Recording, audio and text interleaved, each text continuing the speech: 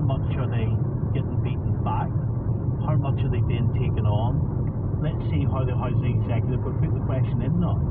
They've told us 142 people last year intimidated out of their homes. Let's see if the housing executive are able to tell us who. We're asking the PSNI as well. The source to the Nolan show has told us that the verification is just put down to a paramilitary or community threat. And this source telling me this morning that it was agreed about 5 years ago that the verification of the threat would not specify an organisation. It would just be generalised. So the statutory agencies are never actually told which group. Now that's interesting in itself. Declan and Carrickfergus. Morning, Declan. Morning, Dave. Go ahead.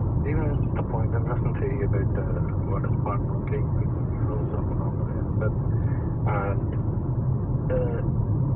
going off the subject of the DNA who I think he's starting Foster and the presentation tonight the other evening. We're not talking about that this morning, but may very well tomorrow. You touched on it there at the start. But just this is No, we didn't. what I mean. Yes, you did. No, we didn't. That lady in question is a counsellor in a school. Sorry, stop. Well, she is Stop, not- Declan. no. Stop. She is Stop, not- stop. You're going to try to ignore me? It's not going to happen, Declan. Good morning to you. Jim and Lisburn. Morning, Jim. Well, good morning, Steve. Listening to this story, and it's as if you sort of wind the tape back maybe about 15, 20 years, you know. And I'm reminded of the late great David Dunphy, who goes to talk back for many years, and he always said, and he was right, he says, private individual, go and do something against the law, nail to the wall. Rent them off, bring the heavies out, or the threat of the heavies out. You know what, we'll just turn a blind eye to that just in case they get nasty. And do you think that's what's going on? I think so, yeah. You say she turned off the radio there? It's pretty obvious. Say If you stop, see them go stop, driving down the stop. road too fast in your car, No. they'll come at Talking you and about tell something you else? the terrible things. Or if she not listen, she get away from the call. You're the worst in the world. The people they calling with, yeah? You know, we can put up these They phone up and say they want to talk about this. They talk about something else. People with guns in their hands who kill people. Please say Talk no about crime something committed. else. That's something else.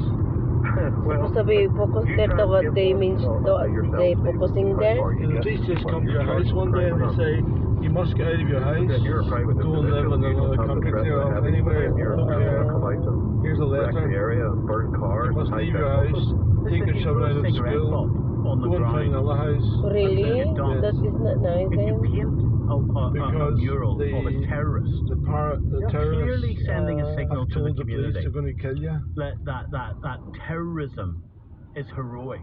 The police say no crime, no possible crime. No, the police, they know they are really a terrorist. I can tell you back, Yes. I mean, if the recordings are still there from David Dunphy. If like that, okay, it's okay.